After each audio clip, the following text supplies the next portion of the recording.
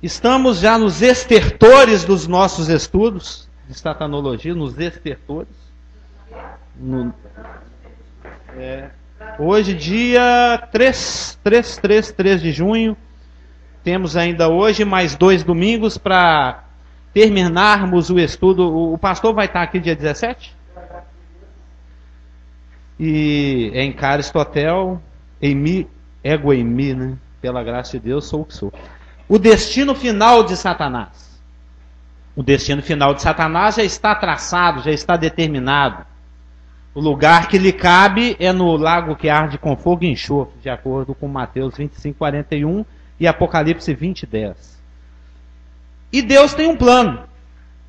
Nós vimos na semana passada que, de acordo com Efésios 1:10, Deus estabeleceu o propósito de fazer convergir em Cristo, na dispensação da plenitude dos tempos, todas as coisas, tanto as do céu como as da terra. Porque todas as coisas foram criadas em Cristo, de acordo com João 1:3, Colossenses 1, de 15 a 17, Hebreus 1:3a. Bom dia, irmãos. E por causa da rebelião de Satanás, nós vimos que o universo se desintegrou. O universo está em desordem. Existe o pecado no universo. E isso tem que ser consertado. Então, para isso, Deus elaborou um plano. Deus elaborou um plano.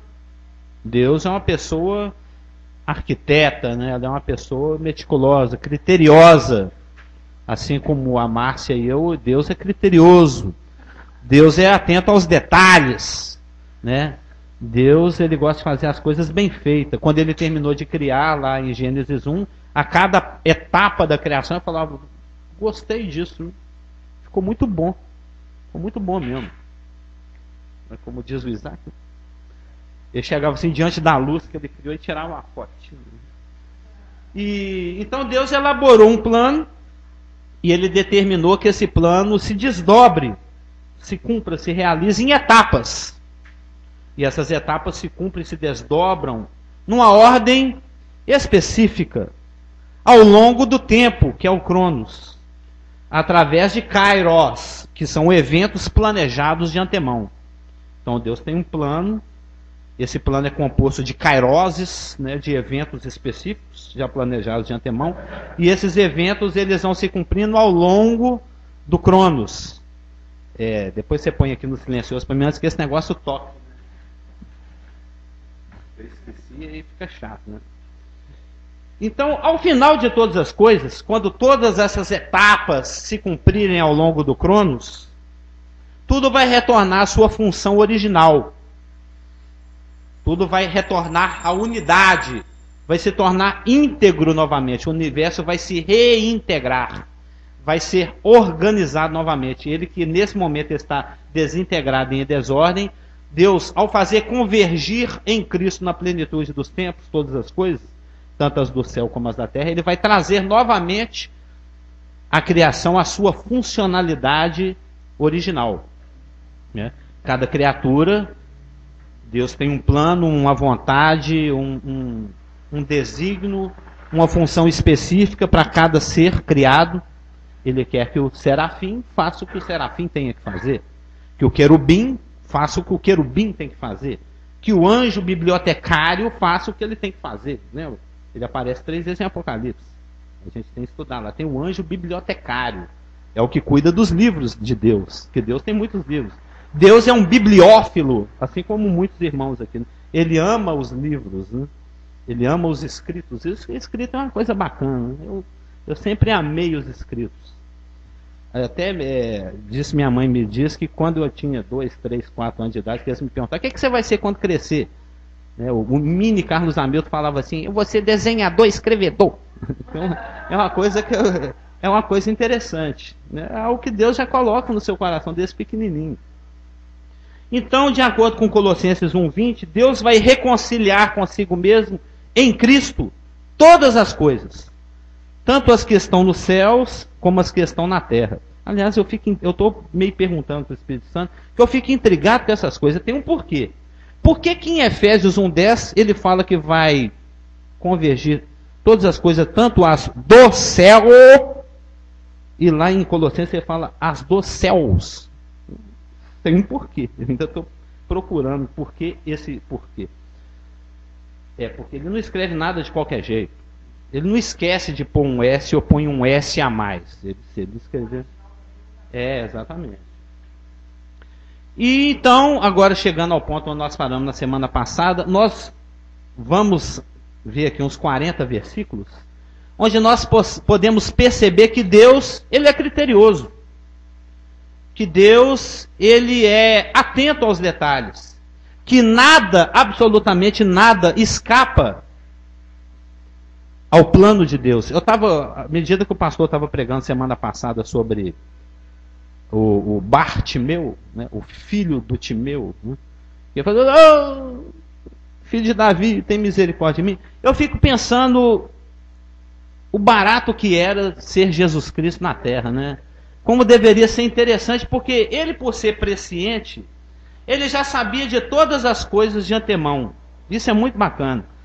Mas ele vem aqui no tempo cumprir tudo que aconteceu, que tá, esse momento aqui, ó, cada irmão distraído, cada irmão concentrado, cada pernilongo que sai dali e voa, tudo isso é planejado por Deus. A Bíblia fala que cada fio de cabelo nosso é contado. E se tem um fio que está grudado, um fio que caiu, é porque Deus quis. É incrível o nível de detalhes. O número de bactérias que estão alojadas no nosso intestino nesse momento. São contadas e conhecidas por Deus. E estão lá porque Ele quer. Se não tiver, já teria saído hoje cedo. Ou amanhã, ou daqui a pouco, ou quando chegar em casa. Entendeu? É uma coisa muito interessante. Então Deus, ele já tinha planejado, de um encontro entre Jesus Cristo e Bartimeu. Mas isso lá na glória, lá no passado, isso já estava escrito e determinado. Porém, ele vem aqui no Cronos para cumprir esse Kairos, esse evento programado. Então deve ser legal você é Jesus Cristo. Você está andando ali, saindo e entrando de Jericó, e você sabe, ó, daqui a 2 minutos e 30 segundos, tem um cego aí que vai começar a gritar por mim. 20 segundos, 10 segundos. Jesus, filho da... Eu sabia. Entendeu? Cada encontro, cada evento é planejado por Deus. Nós vamos ver que... nós vamos estudar um pouco mais profundamente Efésios 1:10. Creio que não hoje, domingo que vem. Nós vamos ver como cada evento... Quando você olha no grego é muito interessante.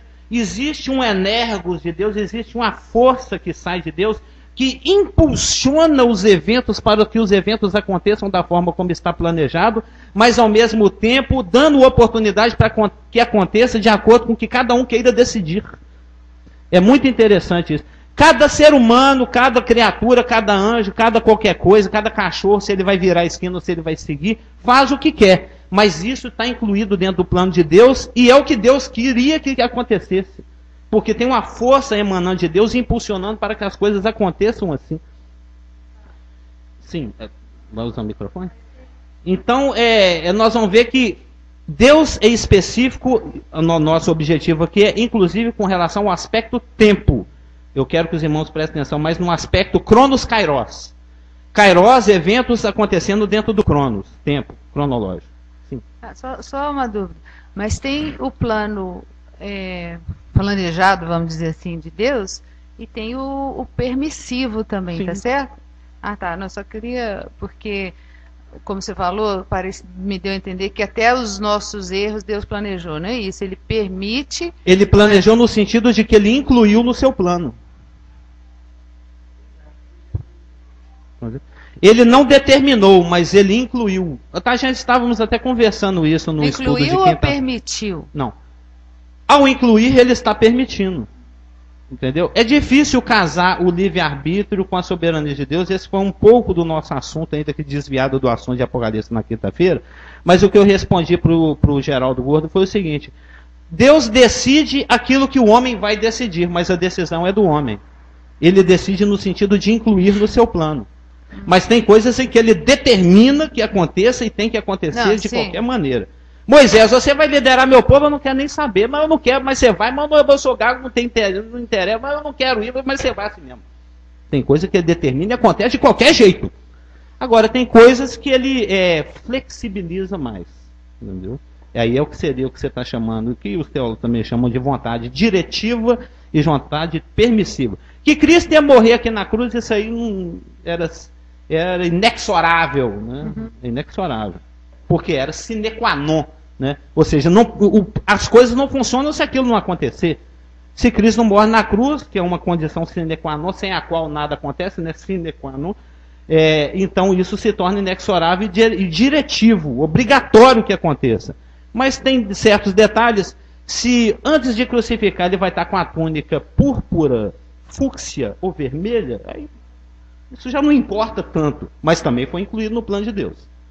Se aquele tecido ia estar desbotado, pouco desbotado, muito desbotado ou nada desbotado, mas isso estava no plano de Deus. Marcelo.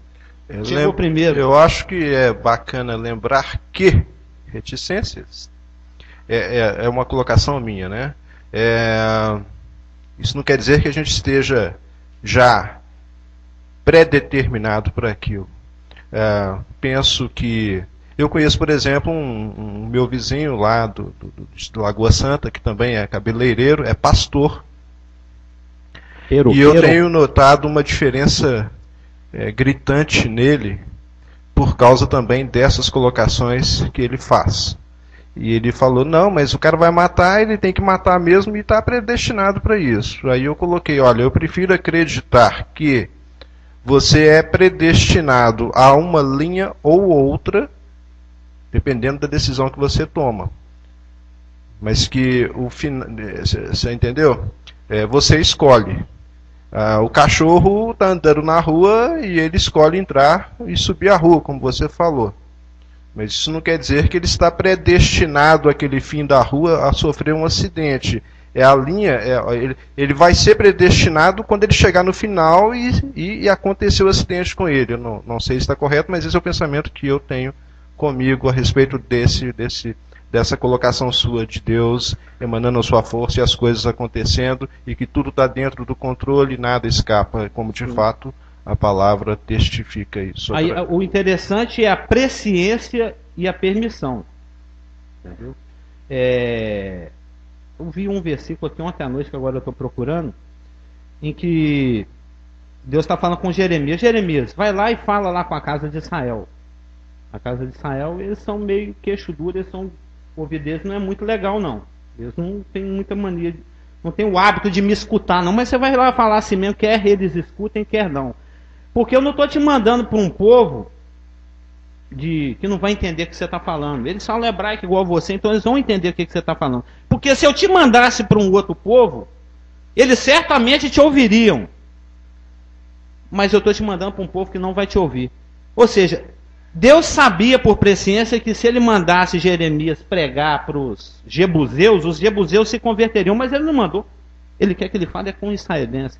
Ele falou, Jesus falando assim, ai de ti, Cafarnaum, você vai descer lá para o meio do inferno. Porque se eu tivesse mandado pregar lá em Sodoma e Gomorra, o que eu estou pregando aqui para vocês, e feito lá em Sodoma e Gomorra os sinais que eu estou fazendo diante de vocês, eles teriam se convertido. E vocês não se convertem. Ele, por presciência, saberia. Basta que eu faça os sinais que um dia eu vou fazer em Cafarnaum, lá em Sodoma e Gomorra, que eles se convertem. Mas ele escolheu não fazer. Ele decidiu fazer justo em Cafarnaum, onde eles não se converteriam. Então, existem eventos que são responsabilidades nossas, nos quais Deus interfere ou não, incluindo-os ou não no seu plano.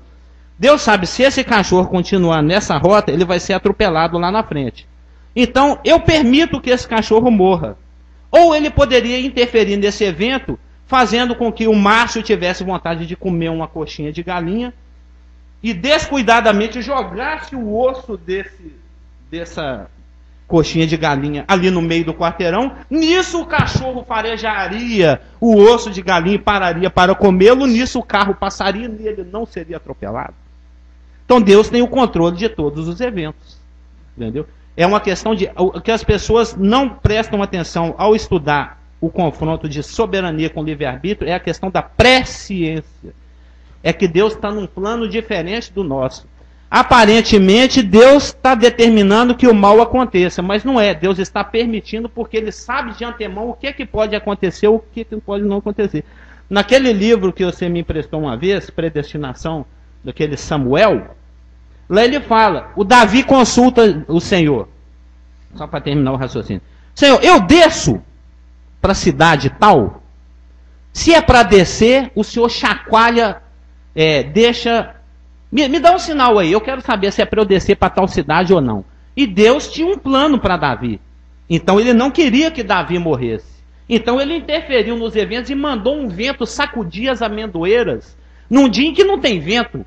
Aí o Davi falou, não está na época de ventar e as amendoeiras estão sacudindo bastante. Então Deus está me dizendo, não desce. Aí ele não desceu e não morreu. Deus interferiu. Bom, essa é uma situação, é uma doutrina um pouco delicada, que precisa de muita atenção, porque existem vários pensamentos, várias direções, e inclusive com fundamentos, né?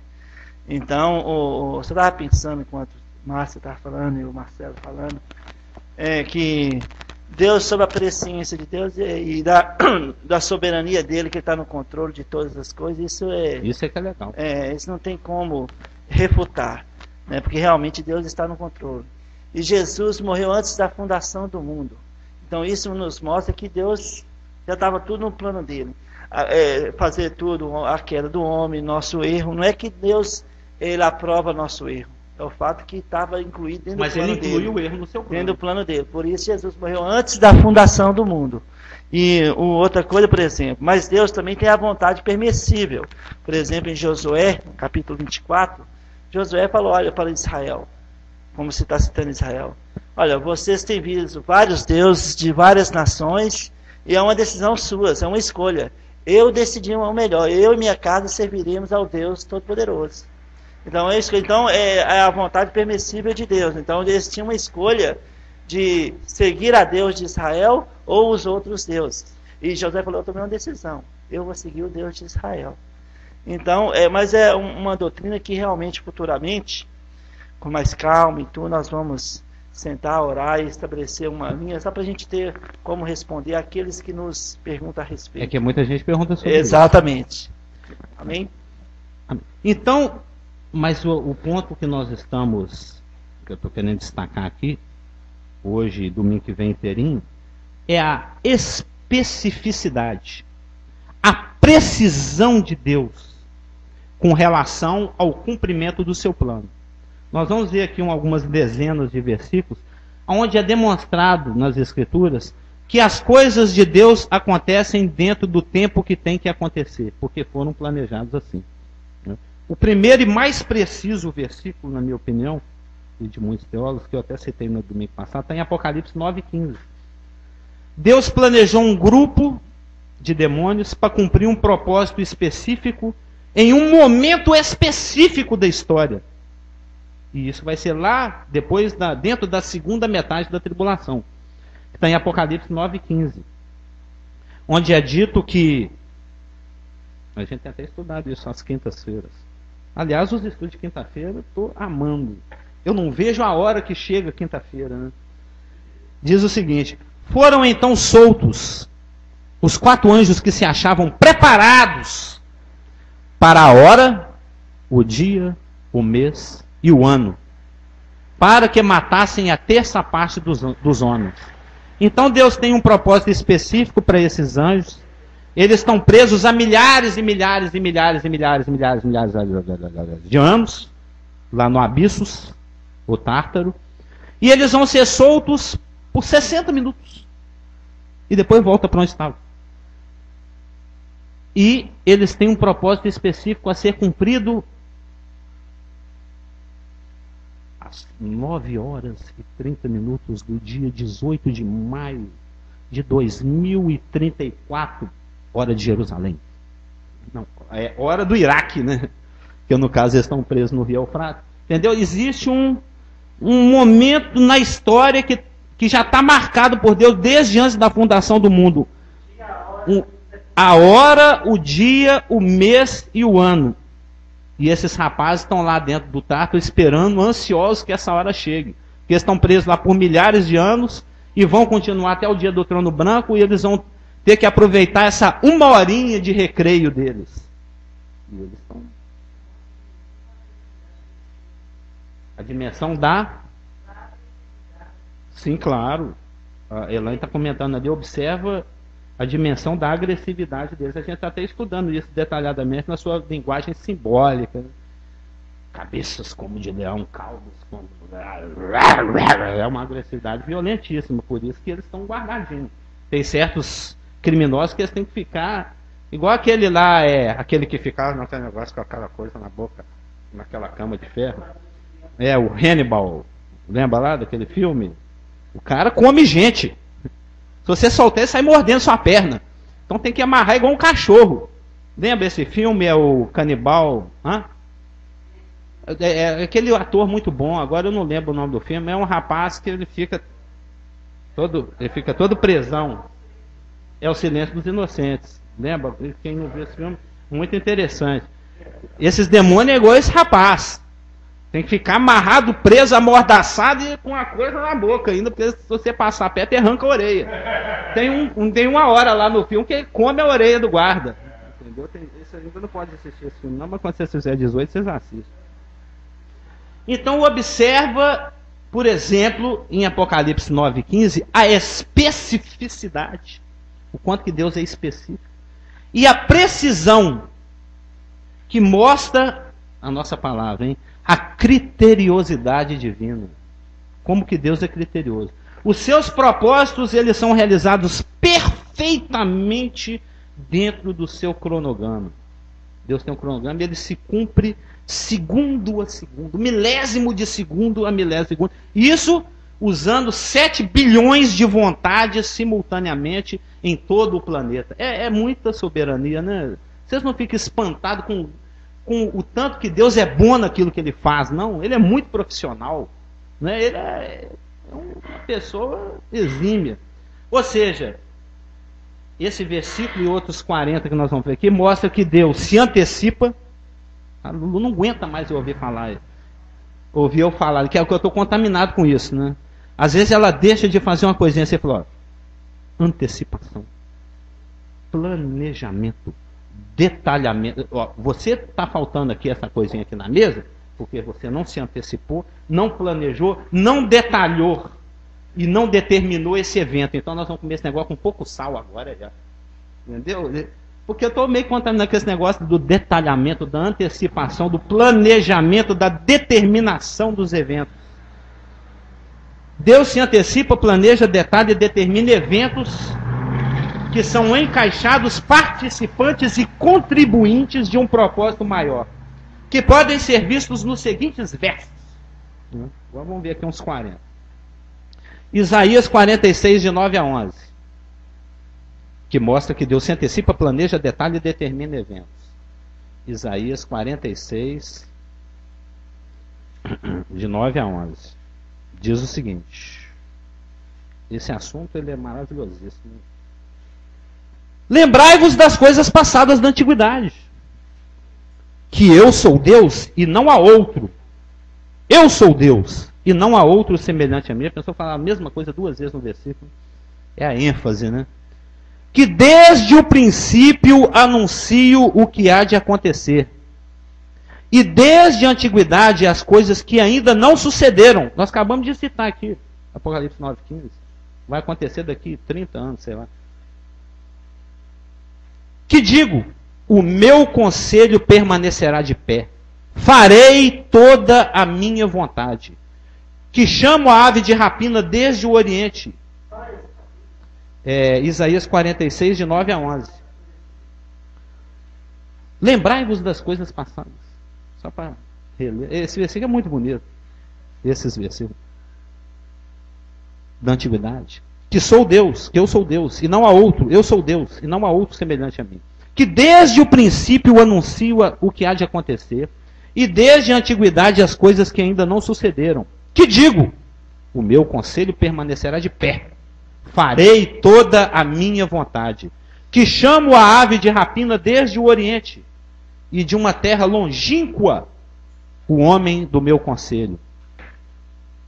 Eu o disse, eu também o cumprirei. tomei este propósito, também o executarei. Não é lindo? Não é lindo? Lindíssimo.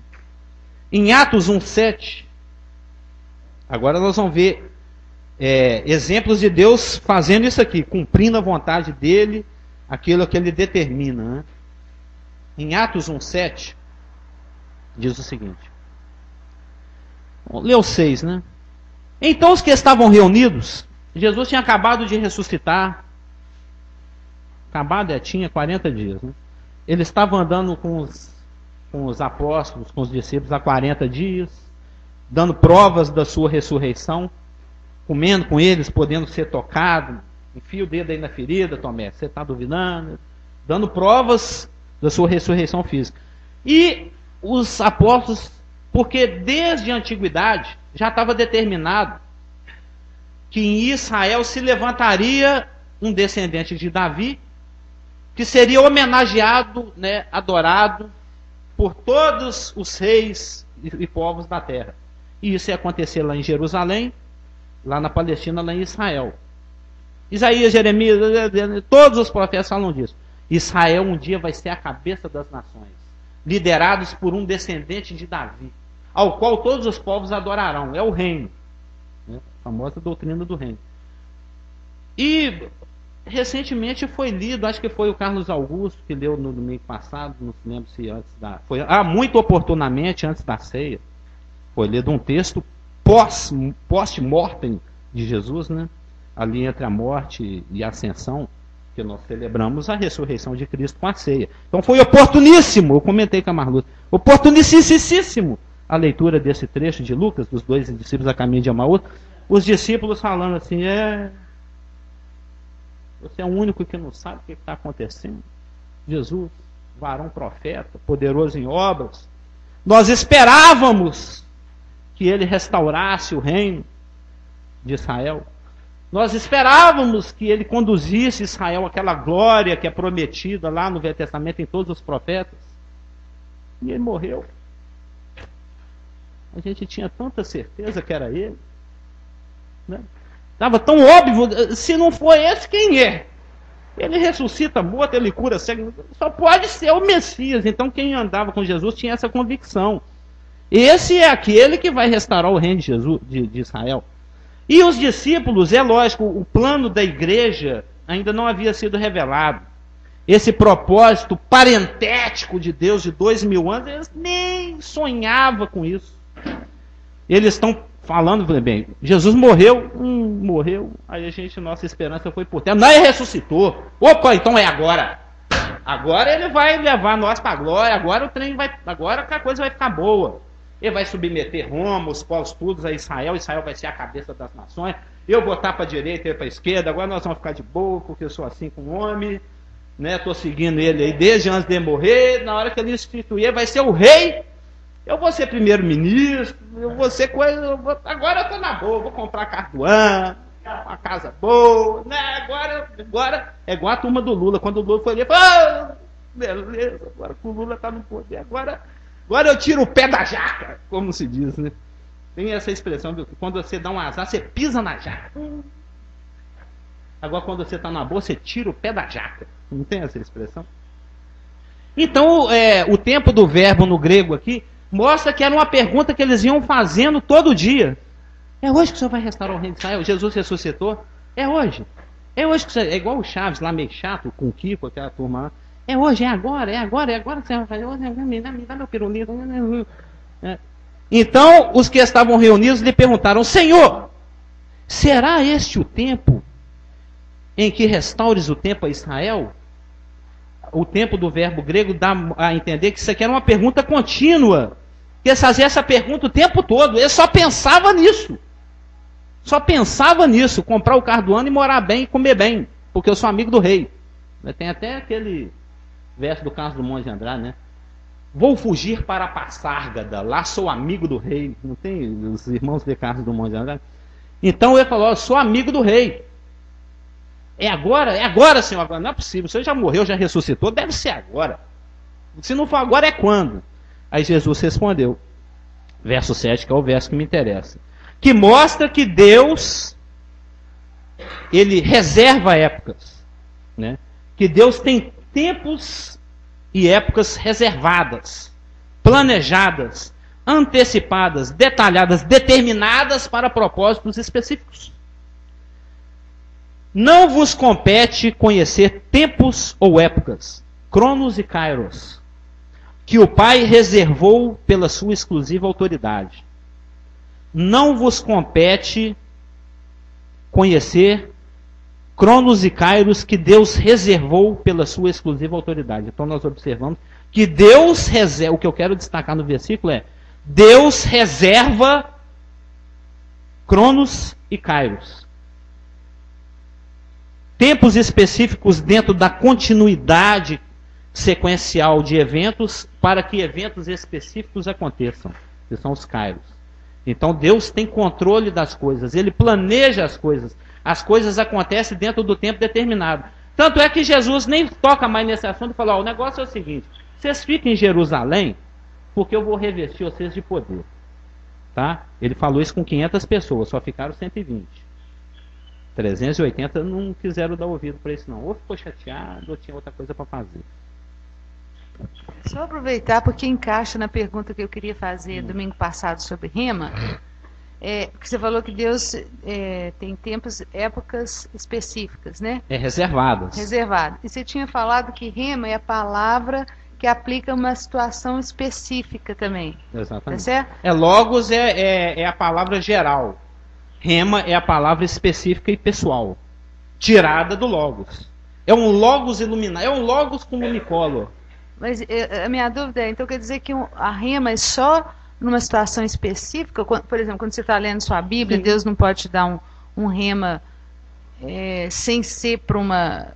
Porque na minha cabeça, como você explicou, parece que assim, só vai acontecer quando tiver uma situação específica. Não é isso, não. Não, o Espírito Santo vai te auxiliar a partir de algo que está escrito logos, remando, passando um lumicolo para que você tenha entendimento de o que fazer naquela situação específica. Alguém... Já me aconteceu de eu estar fazendo uma pergunta para Deus, aí o ônibus para no sinal, eu olho para o lado assim, está lá, Provérbios 30:15. Você lembra, né? Até no trajeto do nosso... Eu vou lá, abro, circunstancialmente, por coincidência, né? Eu estou com a Bíblia, eu vou lá, abro... Não era isso que eu estava querendo saber? Alguém foi lá e pichou um versículo. O que a pessoa tem na cabeça de pichar um versículo? Pichar uma citação bíblica no muro, mas me ajudou. Então pode ser algo que o pastor vai falar, que eu estou falando, que o irmão vai falar, que o Espírito Santo vai trazer a sua memória, que pois você mas vai assim, ler. Se a gente está lendo a palavra com a submissão do Espírito, vai ser rema de qualquer forma, tá certo? Claro. Mas assim, não precisa. Eu quero entender isso. Não tem que ser necessariamente uma situação que você está vivendo, mas aquela palavra logo se tornar vida em você, porque se tornou um rema. A palavra só se torna vida quando você pratica. Entendeu? Porque Efésios, eu estava oportunamente estudando isso ontem. Eu lembro que eu falei que eu cheguei em casa e estudar Efésios? Efésios tem uma passagem que fala que Deus derrama a sua graça. Deus, Ele concede a sua graça em toda sabedoria e prudência. A palavra sabedoria significa a percepção das coisas como realmente elas são. E a palavra prudência significa fazer as coisas de acordo com a percepção que foi dada. Então Deus te dá o querer, que é a sabedoria, e o efetuar, que é a prudência. O prudente, ele vê tal coisa e faz daquela forma. Então Deus pode estar te iluminando aquele versículo naquele momento para que o uso desse rema se dê no dia seguinte, se dê daqui 1 hora, se dê daqui 15 anos. Mas pode ser também uma indicação pessoal que a palavra que salva da Bíblia, se você estiver naquele momento, a indicação pessoal é que ela também é. Sim. E muitas vezes não. Aplicada, mas é exatamente aplicada no que edificou de E mesmo porque nós vivemos em uma unidade, um corpo, então o Espírito Santo me traz um entendimento daquele versículo para que quando a Márcia for ao microfone eu possa lhe explicar. Entendeu? Eu tô passando algo que eu recebi. Eu estou socorrendo com o socorro com o qual eu fui socorrido. Não é isso que fala em Coríntios? Claro, claro. Se você não está vivendo, é porque você ainda não entendeu. Se você tivesse entendido, você estaria fazendo.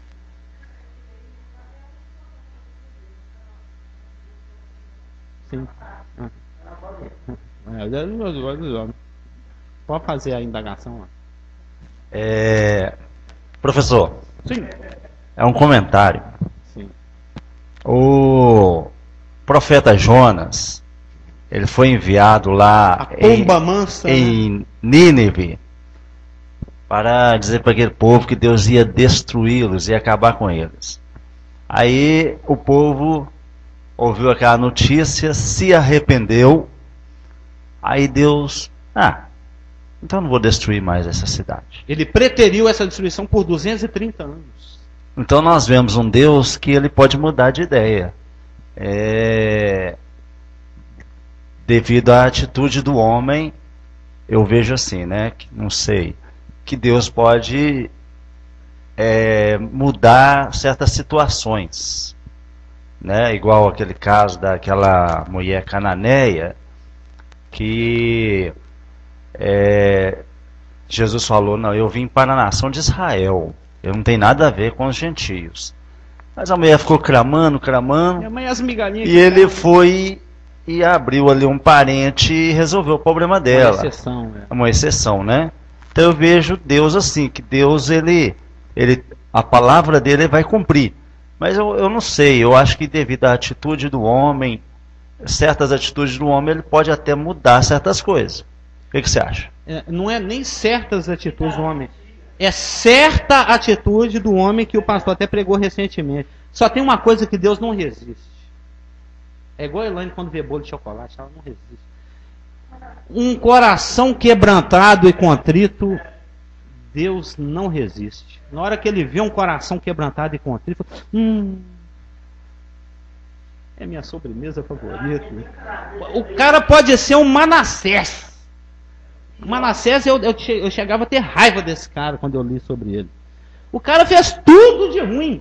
É só ler lá, todo mundo conhece. Ele fez tudo de ruim.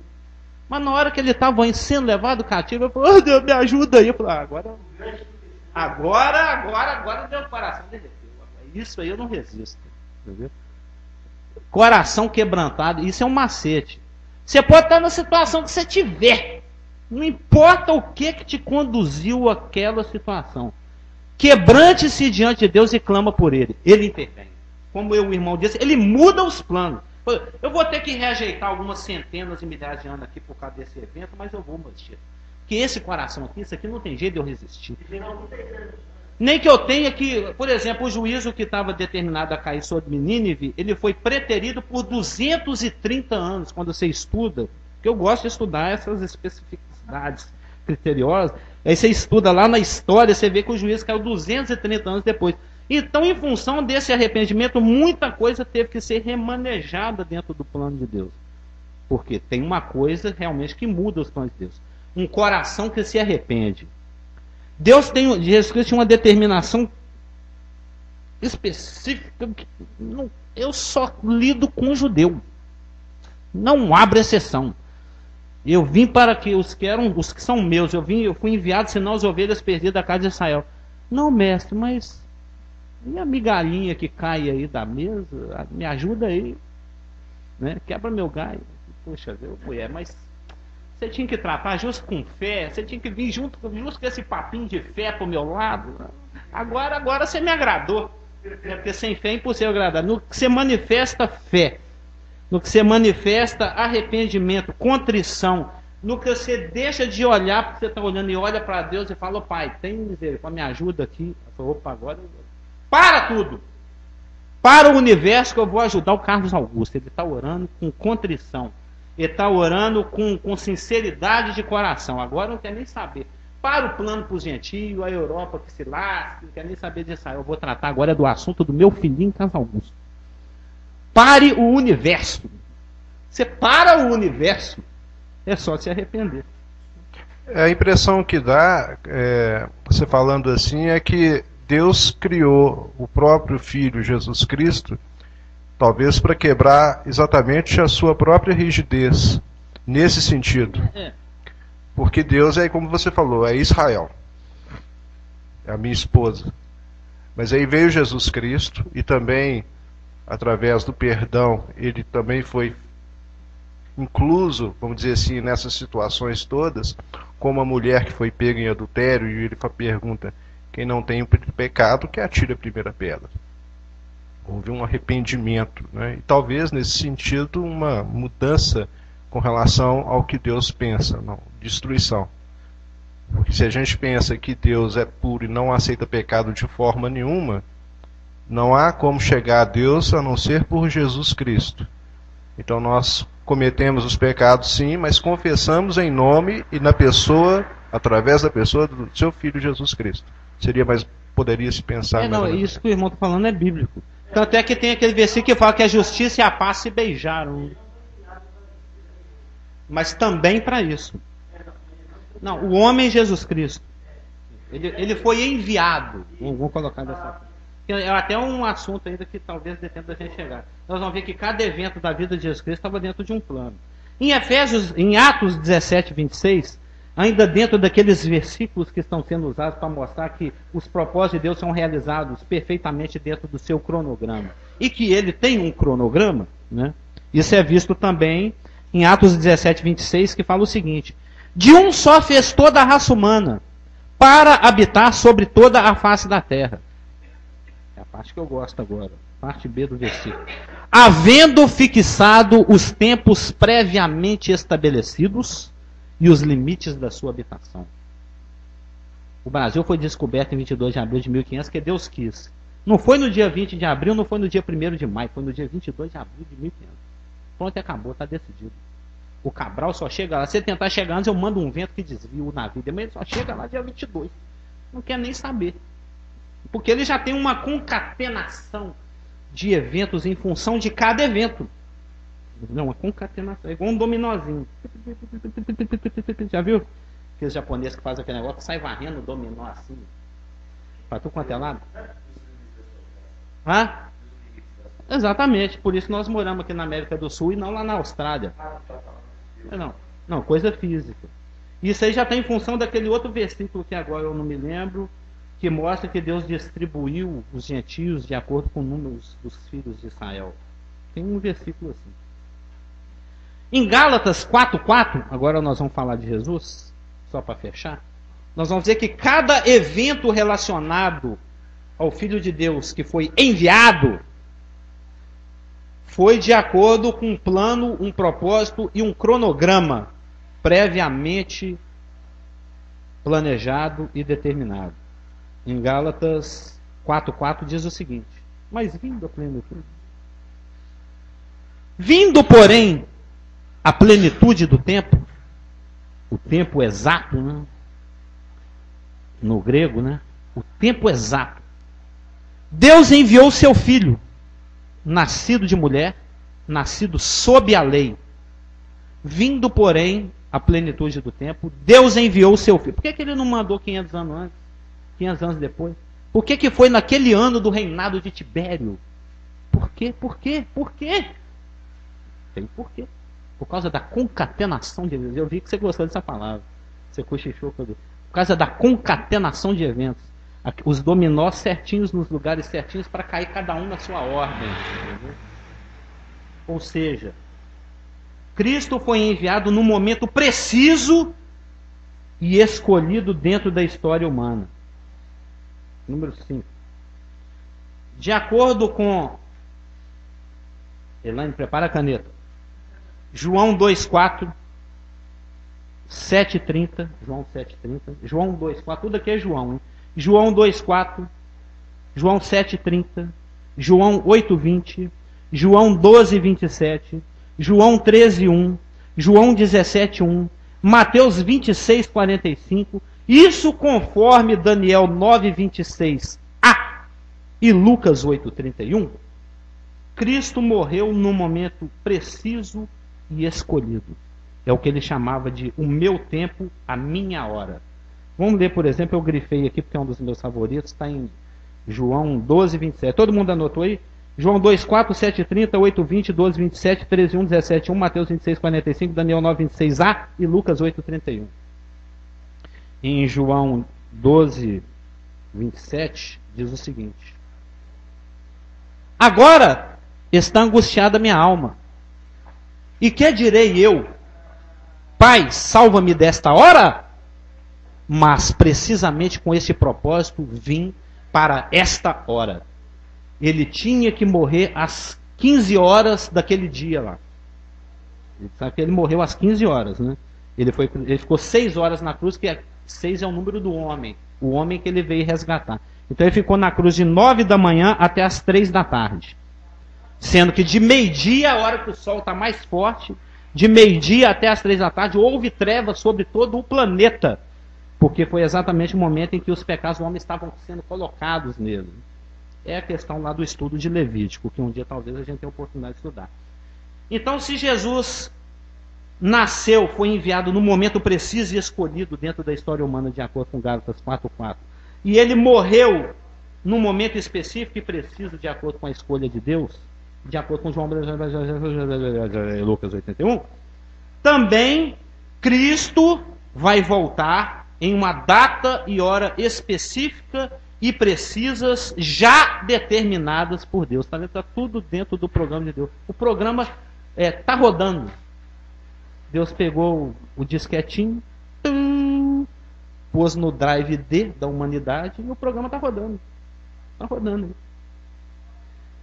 Isso de acordo com Mateus 24:36, 1 Timóteo 6, 14b a 15 e Atos 3, 21. Que para fechar é esse que eu gostaria de ler.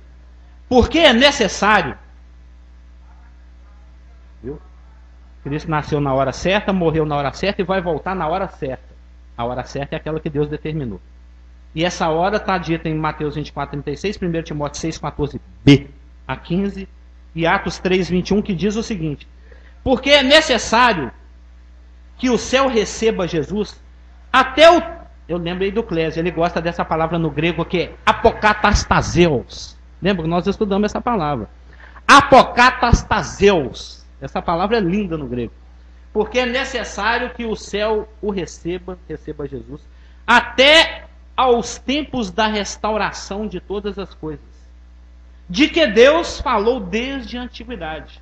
Lembra? A gente está falando aqui que Deus vai fazer convergir em Cristo todas as coisas, para que através de Cristo ele se reconcilie com todas as coisas e que ele traga novamente a unidade, a integração e a ordem ao universo, e que cada ser e cada criatura seja restaurada a sua função original. No caso do homem é adorá-lo e glorificá-lo. E o tempo da restauração de todas as coisas é o milênio, onde ele vai assentar-se num trono, e isso já está planejado até o mínimo detalhe. Até o mínimo detalhe. Eu estava falando isso com a Marlúcia, isso é muito interessante. Deus já detalhou a coisa de uma tal forma que antes que a Eva mordesse a fruta proibida, Deus já tinha planejado, bem, aqui na mesa do churrasco de inauguração do milênio, o Cliff vai ficar assentado à terceira cadeira à minha direita. Tanto é que já tem uma mesa já com o seu nomezinho escrito. Já viu? Igual lá na ONU tem lá, fulano de tal, embaixador da Uganda. Não tem? Tem um lugar para cada um ali no lugar de reunião da ONU. Já tem o nome do Clipe, o nome da Elaine, meu nome, o nome do Natinha, já escrito numa plaquinha, já em cima de uma mesa, só esperando a hora acontecer. Porque isso está visto em Mateus 20 e 23. Onde os rapazes chegaram lá, a mãe do Tiago e do João, chegaram e falaram: ô mestre, negócio é o seguinte, quebra meu ganho aí. Privilegia aí meus filhos aí, troca umas plaquinhas de lugar aí, põe o João da direita, o Tiago na esquerda. Falou: o negócio é o seguinte, isso aí não é da minha conta não, isso aí é de acordo, vou até ler o texto, porque ele é bem... Observa como até a festa de inauguração do milênio está planejado nos seus mínimos detalhes, até quem assenta onde. Cerimonial. Deus deve ter um anjo cerimonial, né? Aquele que cuida ali do staff, né? Que cuida da cerimônia, dos guardanapos, de quantos talheres vai ter, se o prato ele tem borda colorida ou borda branca, Se o copo é de plástico, de cristal ou de vidro. E se o vidro é colorido ou transparente. É detalhado o negócio. 20 e 23. Os irmãos podem rir, mas é verdade. Então lhes disse: bebereis o meu cálice, mas o assentasse à minha direita e à minha esquerda não me compete concedê-lo. Porém, para aqueles a quem está preparado por meu Pai. Então Deus já preparou. Marcelo vai sentar em tal lugar, vai usar tal talher e vai beber em tal copo. E o milênio ainda nem aconteceu. Ainda falta aí 30 e poucos, algum tempo para acontecer. Entendeu? Mas o seu lugar já está reservado. Já tem uma mesa com a plaquinha. Entendeu? Até quantas gramas de pernil de cordeiro você vai comer já está determinado, e quantos ml de vinho do bom. Daquele feito lá em Tel Aviv.